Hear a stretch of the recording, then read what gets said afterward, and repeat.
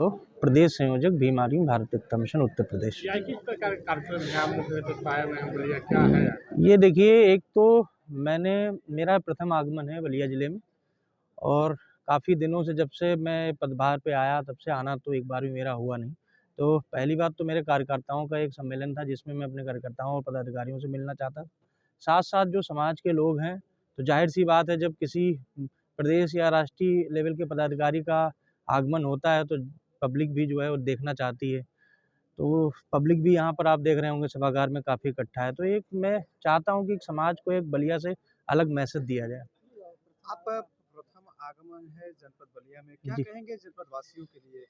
देखिए, ये मेरा बहुत आपने कहना सेंसिटिव सवाल है, क्योंकि बलिया एक ऐसा ज़िला रहा है, जहाँ पर आए दिन मैं क्योंकि प्रदेश मुझे 5 महीने 6 महीने हो गए प्रदेश अध्यक्ष बने हुए, तो उसमें मैंने कई बार सुना कि यहाँ पर कई ऐसी घटनाएँ हुई और आए दिन ऐसी घटनाएँ होती रहती हैं। इसका एक विशेष कारण है, मैं आपको बताता हूँ। आप सब मीडिया के हो, आप एक बार नज़र दौड़ा के देखना किस कि प्रकार की घटना है? जैसे कि बलात्कार की घटनाएँ, हत्याएँ की घटनाएँ, इसका एक कारण है मुख्य, मैं आपको आज बता रहा हूँ इस चीज़ को, कि प्रदेश में आप नज़र घुमा के देखोगे जहाँ-जहाँ पर भीम आर्मी आपको मजबूत मिलेगी, वहाँ-वहाँ पर जो है धीरे-धीरे जो कहते हैं ना कि आप हत्या और आरोप के जो ऐसे हैं विषय, वो बहुत कम आपको धीरे-धीरे नज़र आते आएँगे। भीम आर्मी का यहाँ पर कोई प्रदेश और राष्ट्रीय लेवल का अभी तक ऐसा कोई प्रोग्राम हुआ नहीं। तो मैं चाहता था एक संदेश लोगों को जाए, जो लोग ऐसा समझ रहे हैं कि सत्ता उनकी बँबदाई है और वो चाहेंगे तो हत्या करेंगे, वो चाहेंगे तो रेप करेंगे, तो उनको एक मैसेज जाए कि नहीं, तुम्हारे अलावा विपक्ष में भी कोई ऐसा है, जो तुमसे नहीं डर रहा है। क्योंकि इस समय जो माहौल चल रहा है, आप सबका बहुत बड़ा धन्यवाद है कि आप सब आए कम से कम इंटरव्यू देने के लिए। यहाँ पे आपको पता है कि मुख्य धारा की मीडिया यहाँ कभी नहीं आता। वो भीम आर्मी के पदाधिकारियों की कभी भी बाइट तक नहीं लेते। क्यों? क्योंकि आपको भी पता है, मानवर काशीराम साहब कहते हैं कि जब मीडिया बिक जाए और विपक्ष घरों में बैठ जाए, तो समझ लेना कि देश की बर्बादी शुरू हो गई। और ये इस समय वही काम चल रहा है। विपक्ष घरों में बैठा हुआ है, वो निकलना नहीं चाहता क्योंकि कुछ न कुछ उनके अंदर में डर है। हमारे अंदर में क्या है, अकाउंट में कुछ है नहीं, कोई कांड ऐसे हमने किए नहीं, समाज के लिए लड़ाई लड़ रहे हैं। अगर आपको जेल डालना है तो मेरे हिसाब से आप इस लाइन में नज़र दौड़ाओगे तो आपको 4-5 ऐसे लड़के मिल जाएँगे, जो 25-26 साल की उम्र में ही जेल जा चुके होंगे और उन पर केस भी लगे होंगे तमाम। तो इस चीज़ का कोई डर नहीं है विशेष। तो कारण क्या है कि इस प्रकार के मामले लगातार बढ़ते जा रहे हैं? सर क्या कारण है देखो, आप? क्या होता है ना कि मोनोपोली जब किसी देश में आती है, जैसे आपने हिटलर को पढ़ा होगा, तो जब उसको ये पता था कि मैं शासक हूँ और विपक्ष कहीं है ही नहीं, तो मनमानी करता था। आपने भी पढ़ा होगा कि मगरमच्छों को खिला दे रहा था, हत्याएँ कर दे रहा था। सेम चीज़ इस समय देश में मोनोपोली है, सरकार एक है, विपक्ष आप देख रहे हो ज़ीरो है। कोई ऐसा नेता आपके सामने हो, अभी आपने देखा ओबीसी का आरक्षण खत्म कर दिया गया निकाय चुनाव में, कौन सा नेता आपको ऐसा नज़र आया जो बाहर निकल के आया और बैठ गया हो कि नहीं? ओबीसी के नेता बहुत सारे हैं, जो ओबीसी का वोट लेते हैं, क्या वो निकल के आए? बस खाली ट्वीट कर देना मात्र इसका समाधान नहीं है, इसके लिए निकलना पड़ेगा। और 31 तारीख को ये आज़ाद समाज पार्टी के जिलाध्यक्ष जी बैठे हुए हैं, आपके बलिया डिस्ट्रिक्ट के हैं, ये बेहतर बताएँगे आपको। 31 तारीख को एक ज्ञापन दिया गया पूरे प्रदेश में इस आरक्षण के खिलाफ। और भीम आर्मी आज़ाद समाज पार्टी ने मिल के ज्ञापन दिया। क्या आपने किसी और पार्टियों के द्वारा ऐसा कुछ सुना या आप भाजपा के कार्यकाल किस रूप में देखते हैं? मैं तो सर कह रहा हूँ कि ना कि ज ये वो दौर चल रहा है ना, जैसे इटली और हाँ, अब नहीं 48 वाला सही था, वो अंग्रेज़ों समय वाला इससे बेहतर था। वो ऐसा नहीं था कि हमारे अधिकारों को मार दें या हमारी चीज़ों को मार दें। आपने अगर पढ़ा होगा अंग्रेज़ों ने बाबा साहब के लिए और सबके लिए बहुत कुछ किया, लेकिन ये जो है ना, ये वाले ये ज़्यादा खतरनाक है क्योंकि ये गाय गोबर की सरकार बता के हमारे लोगों को गुमराह करके फिर हमारे ही लोगों का शोषण कर रहे हैं।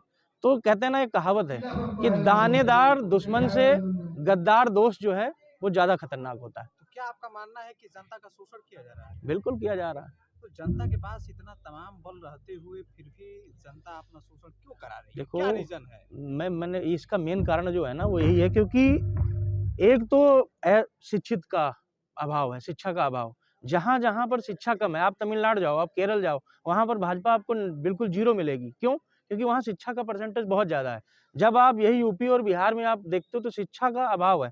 जो महिलाएँ यहाँ पर बैठी हैं, उनको इलेक्शन के टाइम में आप अभी जाके पूछो इनसे, बाइट लो, तो ये आपको बताएँगी कि ये 5 किलो राशन के लिए इनमें से तमाम महिलाएँ ऐसी होंगी जो बीजेपी को वोट दे आए। क्योंकि एक तो गरीब है, दूसरा अशिक्षित है और इनको ये पता चल गया कि ये सिस्टम ऐसा है कि जहाँ पर गरीबी और शिक्षा हो, उसको हम अच्छे तरीके से चोट कर सकते हैं। उनको गुमराह किया जा रहा है। तो क्या शिक्षा के पीछे सरकार का क्या उद्देश्य है? आप मुझे बताओ, आप जितने भी यूनिवर्सिटियां थी, आप लगातार आप पीछे के 2, 3, 4 साल, 5 साल के वो उठा के देखो, आप लगातार यूनिवर्सिटियों में आरक्षण को खत्म किया गया।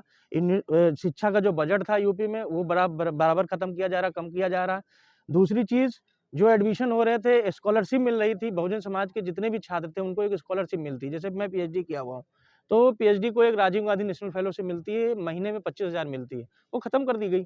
तो अगर मैं अब इस दौर में होता तो शायद मैं पीएचडी ना कर पाता, क्योंकि गरीब घर का लड़का हूँ। तो क्या शिक्षा जगत को आप बेरोजगारी से भी जोड़ना चाहते हैं क्या? बिल्कुल है। आप बेरोजगार समझते किसको, सबसे बड़ा ये सवाल है। जब मैं लोगों से पूछता हूँ बेरोजगारी है क्या, तो वो लोग अक्सर जवाब देते हैं कि जो व्यक्ति कुछ काम ना कर रहा उसको बेरोजगार कहा जाता है। लेकिन मेरे मानने में असली डिफिनेशन उसकी ये है, परिभाषा, कि जो व्यक्ति अगर अपनी क्षमता के अनुसार कार्य नहीं पा रहा है तो बेरोजगार कहलाएगा। जैसे कि मैं पीएचडी हूँ और मैं अगर पान की दुकान खोलूं और 2,000 रुपये डेली कमाऊं तो मैं बेरोजगार ही हुआ ना, क्योंकि मेरी क्वालिफिकेशन अलग थी। मुझे इस समय डिस्पिटेशन में या कहीं प्रोफेसर या साइंटिस्ट होना चाहिए था, लेकिन मैं सड़कों पर संघर्ष कर रहा हूँ तो बेरोजगार ही हूँ ना। क्या आप भाजपा के राज में मानते हैं भ्रष्टाचार की कितनी कम हुई है, ज्यादा बढ़ा है? क्या चीज? भाजपा राज में हाँ, अत्याचार चाहे भ्रष्टाचार कहाँ? अगर अत्याचार कम होता तो शायद मेरे हिसाब से ना तो भीम आर्मी बनती और ना मैं बलिया में बैठा होता, कहीं नौकरी कर रहा होता इस समय, अगर अत्याचार कम होता। ये जो आप ये जो आपको लोग दिख रहे हैं ना बाहर में बैठे हुए, ये बहुत गरीब तबके के लोग हैं और मिडिल फैमिली के लोग होंगे जो आपको कुर्सियों पर मिलेंगे, ये भी उसी संगठन है। सर आएंगे तो ये तो हम 22 में ही आ गए थे, आने का तो सवाल ही नहीं है। बल्कि आप ये पूछिए कि क्या हम करेंगे कि इनको हम वहां से घसीट सके। क्या उद्देश्य है आपका? उद्देश्य का देखो, मैंने आपको बताया, हमने जिस चीज़ की हमारी लड़ाई है, जो कहते हैं लोग कि जिस चीज़ की आपकी समस्या, पहले उस समस्या का समाधान बताओ, तो हमने समाधान शुरू कर दिया। शिक्षा हमारे लिए सबसे इम्पोर्टेंट है, तो भीम आर्मी ने भीम आर्मी पाठशालाएं शुरू कर दी।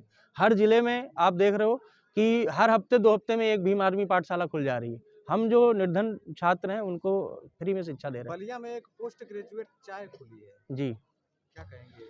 नहीं तो मैं तो क्या बोला, ये बलिया में पोस्ट ग्रेजुएट छुट्टी, अभी कुछ दिन बाद में पीएचडी वाला भी खुलेगा, चाय वाला। और हो सका अगर समय आया तो ऐसे मैं भी कहीं मैं भी शायद कहीं आपको चाय बेचता हुआ दिख जाऊं, क्योंकि मजबूरी है सर, करेंगे क्या, नौकरी मिल नहीं रही, वैकेंसी निकलती नहीं, वैकेंसी निकलती भी है तो उसमें पेपर लीक हो जाता है, और मान लो अगर पेपर लीक भी नहीं हुआ और काम कैसे हो भी गया तो फिर बाद में घोटाला आ जाता है। आपके बगल में ही पूर्वांचल में एक यूनिवर्सिटी है, नरेंद्र एग्रीकल्चर यूनिवर्सिटी, उसमें अभी प्रोफेसर की भर्ती निकली थी, बड़े जोरों शोरों से जो है, ये सवाल आप भेजिएगा सरकार तक, बड़े जोरों से भर्तियां की गई।